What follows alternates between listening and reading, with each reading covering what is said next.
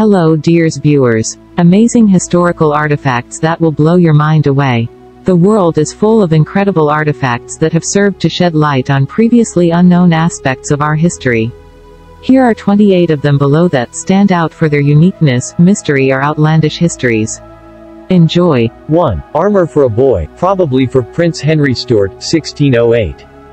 This gift armor, decorated with the story of the campaigns of Alexander the Great, was presented in 1608 to the eldest son of James I, Prince Henry, who died in 1612 at the age of 18. Probably commissioned from Dutch armorers by Sir Francis and Sir Horace Vere while serving in the Netherlands, and was undoubtedly part of their strategy to gain the heir to the throne's support for their military and political careers. At the same time, it also promoted the idea of a strong and successful Stuart monarchy. Alexander was regarded by many in the 17th century as the greatest military hero of antiquity. Little surprised then that contemporaries drew flattering and optimistic comparisons between Alexander and Henry. The decoration on the armor can be read as a continuous narrative from the sabaton, metal shoes, to the helmet, flowing around the body as Alexander and his army moved through Palestine, the Middle East, Asia Minor and the Indian subcontinent, before his eventual return to Babylon and his death.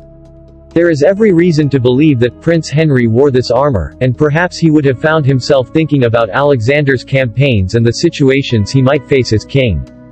2. Chinese Qin sword with gold openwork handle, 770 to 476 BC. Sword blade with inlaid openwork hilt. Iron and gold with inlaid turquoise, length 37.8 cm, hilt length 12.7 cm, blade length 24.5 cm, blade width 4 cm, weight 343.6 grams. Excavated from Tomb 2 at Yimen Village in Baoji, Shaanxi, 1992, Baoji Municipal Archaeological Institute BYM 2-1 Spring and Autumn period, 770 to 476 BC. 3. Scythian golden comb, 5th century BC. A magnificent sculpted golden comb made by a Greek sculptor, with a crest showing Scythian warriors in battle, is one of the great treasures of the Hermitage Museum in St. Petersburg, Russia. The golden ornament, known around the world as the Solocha comb, was found in what is now Ukraine in 1913. The crest, of Scythian origin, is believed to have been made by a Greek master for a Scythian aristocrat. It was discovered in the grave of an ancient Scythian leader. 4. Knife and fork set with Mars and Diana, ivory and iron, 1650 to 1690. Knife and fork sets were common wedding presents among the elite in Flanders and the Dutch Republic during the 1600s. Pairing forceful Mars, god of war, with virtuous but resourceful Diana, goddess of the hunt, was a gesture to the qualities that couples saw in each other, although these two gods were never a pair in Greco-Roman mythology.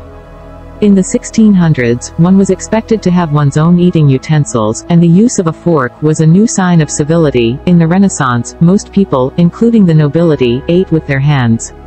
Though ostensibly for use, knife and fork sets with handles of ivory or semi-precious stone could be displayed as prestige gifts and as demonstrations of virtuosity in carving. 5. Burmese bronze dragon cannon, 1790. The dragon's head on this 18th-century Burmese cannon symbolizes one of the many mythical creatures found in Burmese folklore. The Naga were serpentine dragon-like beings with great powers. They were able to swim through the earth as if it were water and fly through the air. Whether intended as a service piece or as an ornament, the Naga's great power failed to prevent it being seized, along with 3 others, as war trophies from King Thiba's palace during the Third Anglo-Burmese War in 1885. The 4 cannon were taken by General Sir Harry Prendergast and given to Queen Victoria, the Prince of Wales, the Governor-General of India and the Rotunda at Woolwich. This example, presented to the Prince of Wales, was gifted to the Victoria and Albert Museum by Queen Mary. From there it was transferred to the Tower of London in 1951. Queen Victoria's gun was transferred to the Tower from Windsor by Edward VII in 1901 and then to the Rotunda in 1930. Here it was placed on an ornamental 12-pounder field carriage, made at the Royal Carriage Department in 1858. It remains in the Royal Artillery Historical Trust collection. The barrel retains the paint given to it by Royal Navy sailors upon its arrival in Portsmouth. 6. Lewis Chessman 12th century chess pieces, most of which are carved in walrus ivory. The 93 game pieces of the Lewis chessman hoard were found on the Isle of Lewis in the Outer Hebrides of Scotland. Medieval in origin, they were first exhibited in Edinburgh in 1831, but it is unclear how much earlier they had been discovered. The hoard comprised 78 distinctive chess pieces and 15 other non-chess pieces, nearly all carved from walrus tusk ivory, and they are now displayed at the British Museum in London and National Museum Scotland in Edinburgh. Another chess piece, which turned up in 1964 and in 2019 was attributed to have come from the original hoard, now belongs to an undisclosed owner. The style of carving, particularly that on the thrones of the seated figures, suggests they are Scandinavian in origin, most likely from Trondheim, the medieval capital of Norway until 1217. The types of piece are similar to those in modern chess. The chessmen are the earliest found that have figures in clerical dress, bishops. The rooks are represented as warriors, which came to be called warders at an early stage after they were discovered. 4 of the warders are shown biting their shields. These have been identified as the berserkers of the Norse sagas. Christian and pagan influences are both present in the designs. 7. Aztec Stone of the Sun. The exact purpose and meaning of the stone is unclear, 14th–16th century. The Aztec Sun Stone, Spanish, Piedra del Sol, is a late post-classic Mexica sculpture housed in the National Anthropology Museum in Mexico City, and is perhaps the most famous work of Mexica sculpture. It measures 3.6 meters 12 feet in diameter and 98 centimeters 39 in thick, and weighs 24,590 kilograms 54,210 pounds. Shortly after the Spanish conquest, the monolithic sculpture was buried in the Zócalo, the main square of Mexico City. It was rediscovered on 17 December 1790 during repairs on the Mexico City Cathedral.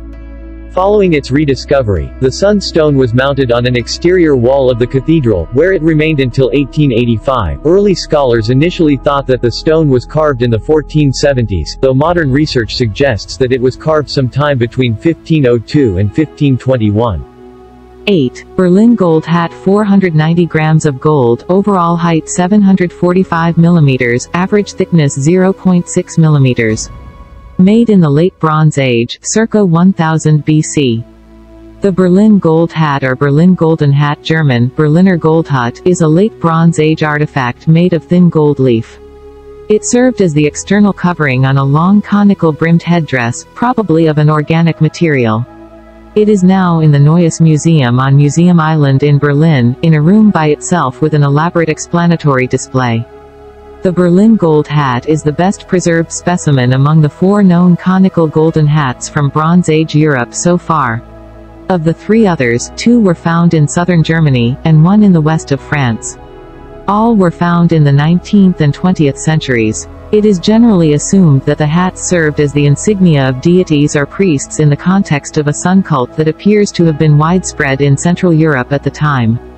The hats are also suggested to have served astronomical, calendrical functions. The Berlin Gold Hat was acquired in 1996 by the Berlin Museum für Vor- und Frühgeschichte as a single find without provenance.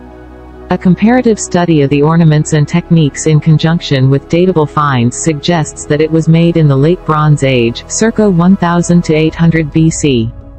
9. Helmet Nanban Boshi, circa 1600.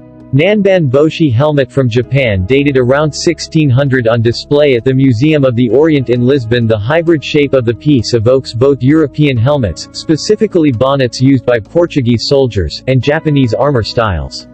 While the brim fits perfectly into the first group, its uncommon shape resembles Japanese kabuto helmets from the Muromachi and Momoyama periods. 10. Cuirass held by a cannonball at Waterloo. This is a French cuirass, a breastplate worn as body armor by French cavalry. The hole is from a British cannonball that smashed through the unlucky soldier's chest. The Waterloo campaign was the first occasion that British troops found themselves face to face with Napoleon's armored cavalry, whose cuirasses and metal helmets made them a daunting foe. Yet as the British would discover, even these armored troopers were by no means invincible, as this breastplate brings home with shocking force. The bulk of Napoleon's heavy cavalry was made up of the 12 regiments of cuirassiers, but the elite of the arm, in their own eyes at least, were the men of the 2 regiments of carabiniers.